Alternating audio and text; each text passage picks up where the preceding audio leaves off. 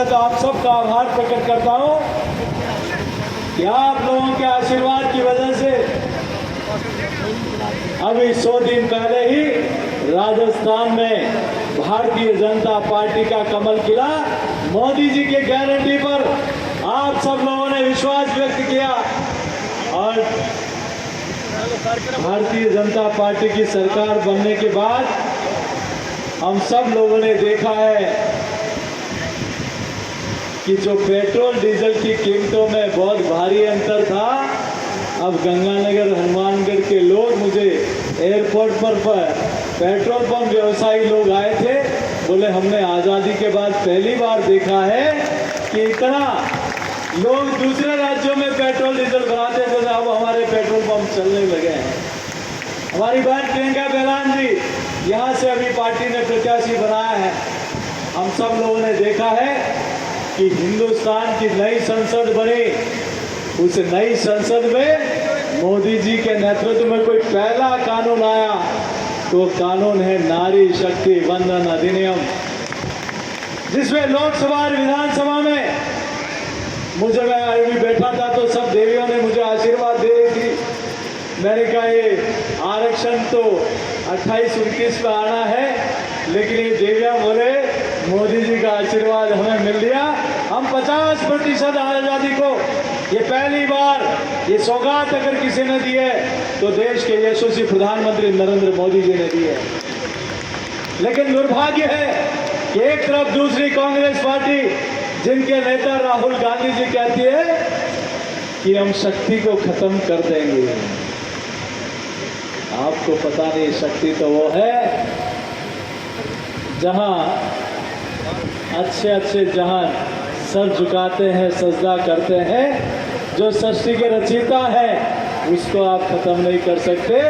आज देश की 50% आबादी मोदी जी को आशीर्वाद दे रही है। वो आशीर्वाद इसलिए दे रही है कि आज उनको आवास मिल रहा है, उनको शौचालय मिल रहा है, उनको उज्ज्वला का कनेक्शन मिल रहा है, उनको जनधन का खाता मिल रहा है, उनको 5 किलो अनाज मुफ्त मिल रहा है, उनको सुकन्या समृद्धि योजना मिल रही है, उनको बेटी बचाओ बेटी पढ़ाओ योजना मिल रही है, उनको नरेगा में रोजगार मिल रहा है, उनको कैटल शेड मिल रहा है, उनको प्रधानमंत्री मातृत्व वंदन योजना का लाभ मिल रहा है, उनको किसान सम्मान निधि का लाभ मिल रहा है। आज सीआरपीएफ में हो या सीआईएसएफ में हो 33% आरक्षण पहली बार देश की सरकार में मिला। पहली बार हमारे सैनिक स्कूलों में बेटियों का प्रवेश का अधिकार जी की सरकार में मिला। वित्त मंत्रालय भी देश की बेटी संभाल रही है तो राजस्थान का वित्त मंत्रालय भी राजस्थान की बेटी संभाल रही है। इसलिए मेरा आप सबसे अनारी शक्ति से यही आप प्रार्थना है, क्या ही आप और हम सब लोग, और मुझे यहाँ की धरती का तो क्या कहना, यहाँ आज़ादी से पहले भी मैं जिस क्षेत्र से आता हूँ, बेगू बिजोलिया किसान आंदोलन देश का पहला किसान आंदोलन था, और उसके बाद आपके यहाँ बलबीर सिंह जिनगर, उस शहीद को कौन भूल सकता है जिन्होंने अंग्रेजों की गोली खाई थी लेकिन पीठ नहीं दिखाई थी। मेरा आप सबके चरणों में इतनी प्रार्थना है।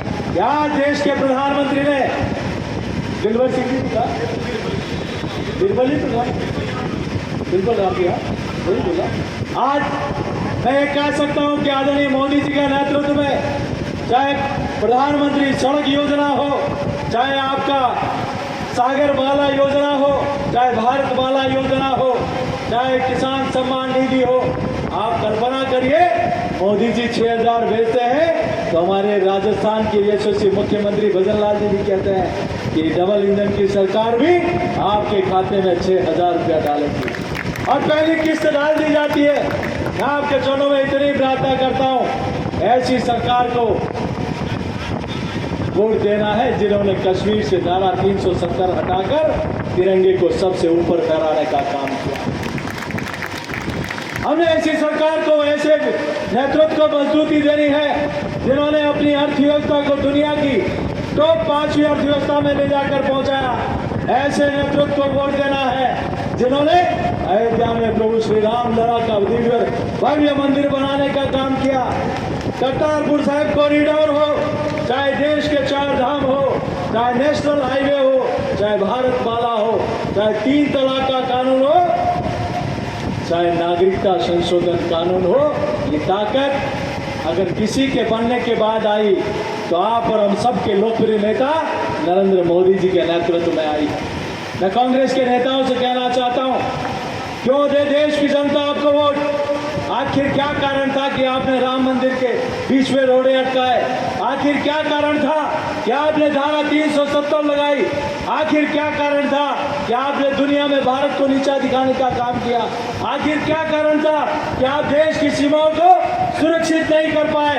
आखिर क्या कारण था कि आज़ादी के इतने वर्षों के बाद गरीब को मकान, शौचालय और उज्ज्वला के कनेक्शन से और जनधन के खातों से महरूम रहना पड़ा? आखिर क्या कारण था कि किसान और गरीब के नाम पे आपने वादे दिए लेकिन आपने काम कुछ नहीं किया? अगर काम किसी ने किया जिसने गरीब और किसान का दर्द समझा, जो गरीब माँ की कोख से पैदा हुआ व्यक्ति जिसने गरीब के दर्द को समझा, वो प्रधान सेवक के रूप में बने, वो नरेंद्र मोदी जी ने इस काम को किया है। इसे सोना बनाने में लगे हो राहुल गांधी जी और मोदी जी। इस धरती माता का सीना चीर के जो किसान अपना खून पसीना डालता है, उसके चेहरे पर खुशहाली और समृद्धि लाने का काम किसी ने किया तो नरेंद्र मोदी जी ने किया। इसलिए आप तीन प्रार्थना मैं आपके बीच में करता हूं। 6 तारीख को पार्टी का स्थापना दिवस है। हर घर पर जाना, हर घर पर पार्टी का ध्वज लगाना और मोदी जी की राम राम करके आना, कि मोदी जी का संदेश लेकर जाना।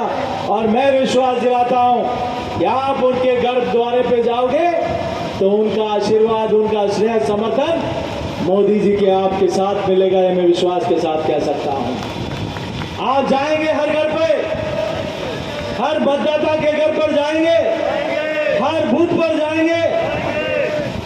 मैं विश्वास दिला सकता हूं कि देश की जनता मोदी जी को फिर से प्रधानमंत्री बनाने को तैयार बैठी है।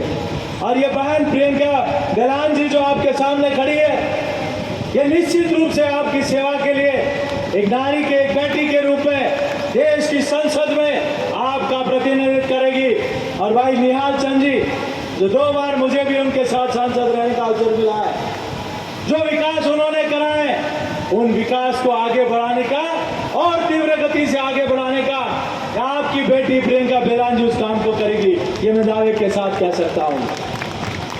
ये चेयरमैन के रूप में युवा मोर्चा में, भारतीय पार्टी में, जो भी पार्टी ने इनको जिम्मेदारी दी है, उस जिम्मेदारी को बहुत अच्छे से इन्होंने करके दिखाया है। मेरा आपके चरणों में यही प्रार्थना है कि ये पश्चिम का द्वार है, ये अनगार है, धन का कटोरा है। ये क्षेत्र निश्चित रूप से देश की उन्नति और प्रगति का एक बड़ा आधार है और कारक है। हनुमानगढ़ गंगानगर वासियों से इतनी प्रार्थना करता हूं, आइए आप और हम सब लोग 19 तारीख को, ये सिर्फ एक मतदान का दिन नहीं है, ये देश को विकसित राष्ट्र बनाने का संकल्प का दिन है। ये देश को, दुनिया को सिरमौर बनाने का दिन है।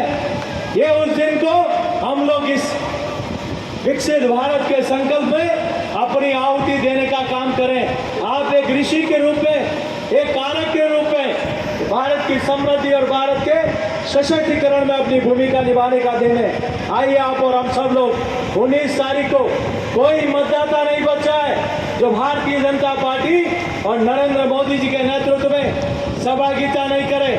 यही प्रार्थना करने मैं आपके बीच में आया हूं और आपकी बेटी को आप सांसद बना के भेजेंगे तो मैं विश्वास के साथ कह सकता हूं कि बेटियां हमेशा अपने कुल का नाम रोशन करती है और ये भी हनुमानगढ़ गंगानगर का नाम रोशन करेगी, इस क्षेत्र के विकास को आगे बढ़ाएगी। यही प्रार्थना मैं आपके बीच में करते हुए देता हूं मैं अपनी वाणी को विराम। आप सबकी शुभकामनाएं लेना चाहूँगी। नामांकन भरा है और आज ये बहुत महत्वपूर्ण दिन है और भारतीय जनता पार्टी के लोकसभा प्रत्याशी के रूप में जी जान लगाकर जनता के बीच में जाएंगे और विजय प्राप्त करने का संकल्प के साथ में विजयश्री होंगे। किन मुद्दों को, क्या मुद्दे लेके चुनाव मैदान में उतरेंगे? गंगानगर की बेटी होने के नाते यहाँ की समस्याओं को मन से समझा है और किसान, महिला, युवा और हमारे जो नहरों के मुद्दे हैं उन सब को लेकर इनके लिए समस्या के लिए जी जान मेहनत करके इनको पूर्ण करने का काम करें। क्या गंगानगर की लोकसभा की जो जनता है वो प्रियंका बलान के व्यक्तित्व को वोट देगी या मोदी फैक्टर काम करेगा? जी, ये हमारा सौभाग्य है कि प्रधानमंत्री मोदी जी की गारंटी पे जनता ने विश्वास किया है, वही चीज़ को लेकर हम जनता के बीच में जाएंगे। प्रियंका बैलान एक नाम है, लेकिन कमल का फूल और हमारा चुनाव चिन्ह ही मोदी जी की गारंटी है।